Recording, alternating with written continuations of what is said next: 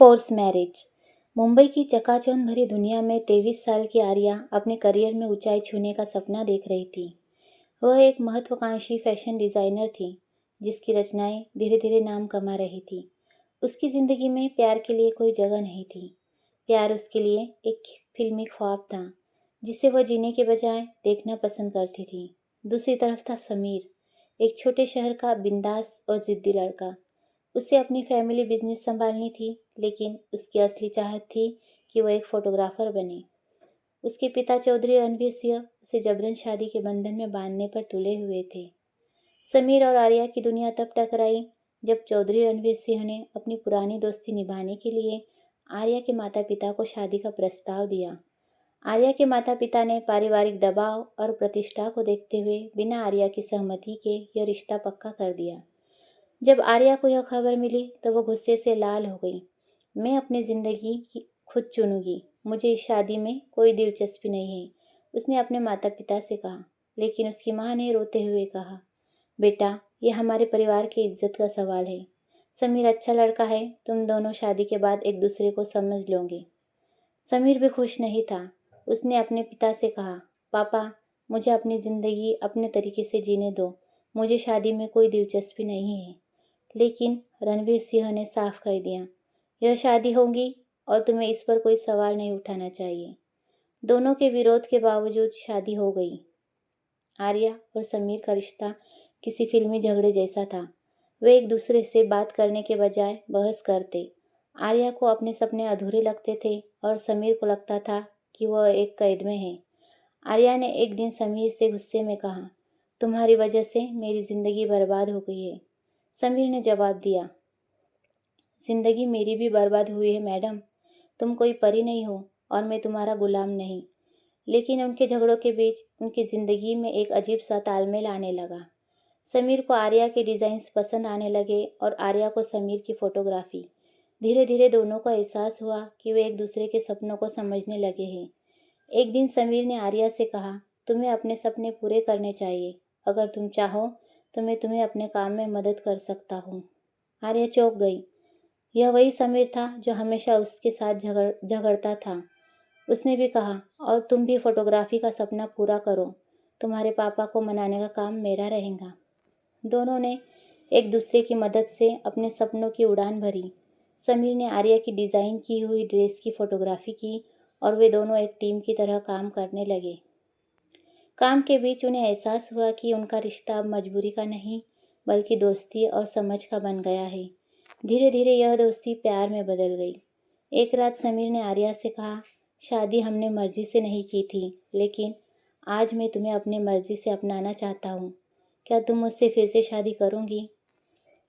आर्या की आंखें भर आई। उसने मुस्कुराते हुए कहा, हाँ, लेकिन इस बार शादी का लहंगा मैं खुद डिज़ाइन करूँगी। फिल्मी अंदाज में दोनों ने अपनी दूसरी शादी धूमधाम से की। यह शादी उनकी मर्जी से थी, उनकी कहानी की तरह खूबसूरत और उनके सपनों की तरह सच्ची। दूसरी शादी के बाद आर्या और समीर ने अपने जीवन को नए सिरे से जीने का फैसला किया। दोनों ने तय किया कि वे एक दूसरे की आज़ादी और सपनों का सम्मान करेंगे। आर्या ने अपना खुद का फैशन ब्रांड लॉन्च किया, जिसका नाम रखा आर्या क्रिएशंस। समीर ने भी अपनी फोटोग्राफी को पेशेवर रूप से अपनाया और ब्रांड के लिए एक एक्सक्लूसिव फोटोग्राफर बन गया। उनका व्यवसाय तेजी से बढ़ने लगा। आर्या के डिज़ाइन और समीर की क्रिएटिव फोटोग्राफी की जोड़ी ने उन्हें फैशन की दुनिया में नई पहचान दिलाई। हालांकि उनका रास्ता आसान नहीं था।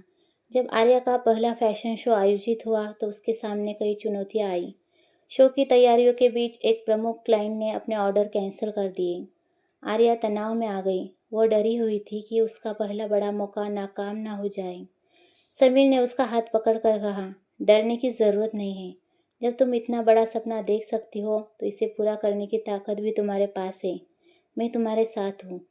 आर्या ने समीर की आंखों में विश्वास देखा। दोनों ने मिलकर पूरी रात काम किया। समीर ने न केवल फोटोग्राफी की बल्कि शो की योजना में भी मदद की। इसी बीच समीर के पिता चौधरी रणवीर सिंह ने महसूस किया कि उनका बेटा अब बड़ा हो गया है और अपनी जिम्मेदारियों को समझने लगा है। उन्हें अपनी पुरानी सोच पर अफसोस हुआ। रणवीर सिंह ने आर्या और समीर के काम को सराहा और कहा, तुम दोनों ने साबित कर दिया कि सपनों को पूरा करने का जुनून रिश्तों को मजबूत बना सकता है। मुझे तुम पर गर्व है। यह सुनकर आर्या की आंखों में खुशी के आंसू आ गए। एक दिन जब दोनों ऑफिस से लौट रहे थे, आर्या ने समीर से कहा, शादी के वक्त मुझे तुमसे नफरत थी। मुझे लगता था कि तुम मेरे सपनों को ख़त्म कर दोगे, लेकिन अब मैं समझ गई हूँ कि तुमने मेरे सपनों को पंख दिए हैं। समीर ने मुस्कुराया और बोला, और मुझे लगता था कि तुम मेरी ज़िंदगी को कैद बना दोगी, लेकिन तुमने मुझे आज़ादी का मतलब सिखाया है। दोनों ने हंसते हुए एक दूसरे का हाथ थाम लिया। आर्या और समीर अब न केवल एक खुशहाल दंपति थे, बल्कि एक सफल बिजनेस पार्टनर भी बन गए थे।